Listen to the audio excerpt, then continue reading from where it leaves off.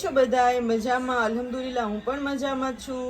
મારી આપણો મિસિસ ઠેબા કિચનમાં આજે હું બનાવી રહી છું પાકની ઢેફલી, જે આપણે ડિલિવરી દરમિયાન પણ ખાઈ શકીએ અને શિયાળામાં પણ ખાઈ શકીએ અને ખાવાથી ખૂબ હેલ્ધી છે, જે બાળકોને ને મોટાઓને બધાને ફાયદાકારક છે. તો બનાવો આપણી રેસીપીમાં. આ ઘી છે, આ ઘી આપણે ગરમ થવા મૂકી દીધું છે, એ ઓગળી ગયું છે.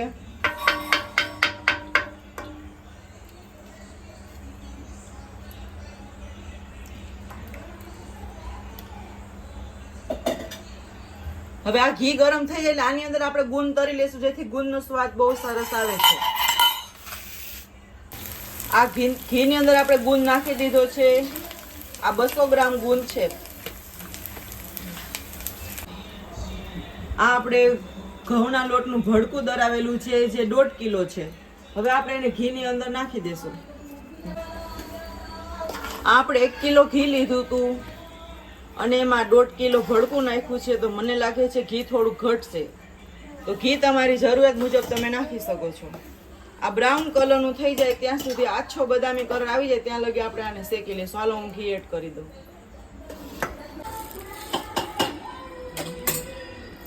આપણે 50 ગ્રામ વરિયાળી લીધી છે, એને આપણે પીસી લેશું. આ આપણું લોટ શેકીને રેડી છે. ઘણા લોકો કોરો લોટ શેકે પછી ઘીમાં નાખે, આપણે સીધું ઘીમાં જ શેકવું છે. અને હવે એની અંદર આપણે આ એલચીનો ભૂકો એડ કરી દઈશું, જેથી ખુશ્બુ બહુ સરસ આવે છે. આની અંદર આપણે વરિયાળીનો ભૂકો એડ કરી દીધો છે, જેથી પાકની ખુશ્બુ બહુ સરસ આવે છે. અને હવે એમાં એડ કરશું આપણે આ તળેલો ગુંદ. આ બધી સામગ્રીને આપણે આની અંદર નાખી દઈશું. આ છે ખમણ, ટોપરાનું જાડું ખમણ લેવાનું, જેથી કરીને પાક ખાવાની ખૂબ મજા આવે છે. ઘણા ઉપરથી ગાર્નિશ કરતા હોય, પણ હું આમાં બધું ભેગું જ નાખી દઉં છું.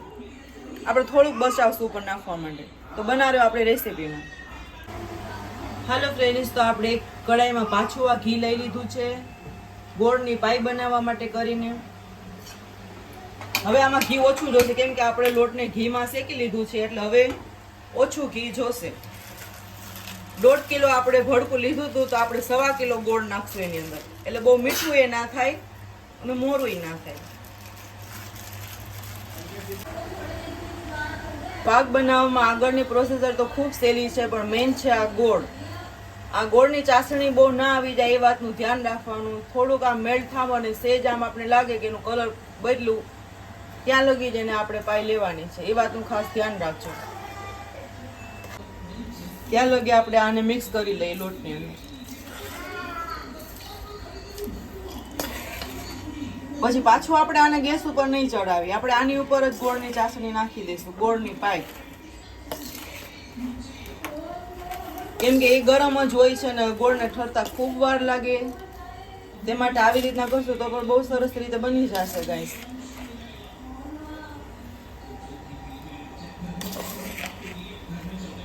હજી આપણે આમાં ડ્રાય ફ્રૂટ એડ કરવાના બાકી છે.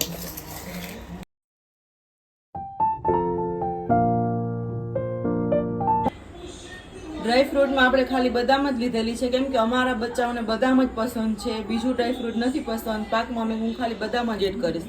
તમે કાજુ, બદામ, પિસ્તા વગેરે યુઝ કરી શકો છો. જો આપણા ગળની પાઈ આવી ગઈ છે, બસ આ જ રીતની આવી જોઈએ. આથી વધારે નહીં કરવાય, નગર પાક સારું નહીં બને, કડક બની જશે. આજે આપણે ગોળની પાઈ નાખી છે, આપણે આની અંદર આ ભડકાની અંદર મિક્સ કરી દઈશું.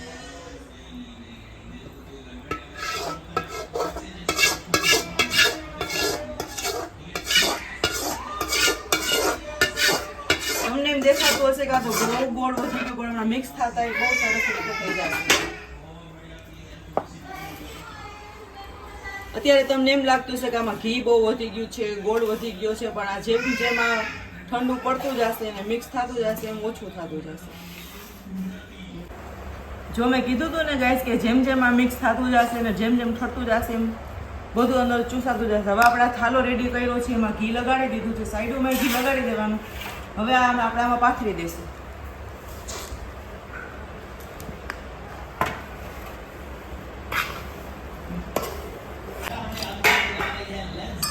હેલો ગાઈસ, તો આપણો આ પાક બનીને રેડી છે. આપણે આમાં ચેકા પાડી લીધા છે અને ઉપરથી આપણે એને ગાર્નિશ કરી દીધું છે. જો તમને મારી રેસીપી ગમતી હોય તો લાઈક કરો, શેર કરો ને સબસ્ક્રાઈબ કરો. અને જો ચેનલમાં નવા હોય તો સબસ્ક્રાઈબ કરો ને આ રેસીપી અમે જો તમારી આગળ પાસે આ રેસીપી પુગાડવાની કોશિશ કરતા હોય તો તમારી ફરજ બને કે આ રેસીપીને આગળ વધારો. તો હવે મળશું આપણે નવી રેસીપી સાથે. ત્યાં સુધી ગુડ બાય. પોતાનું ને પોતાની ફેમિલીનું ધ્યાન રાખજો ને કંઈક સારા કામ કરતા રહેજો.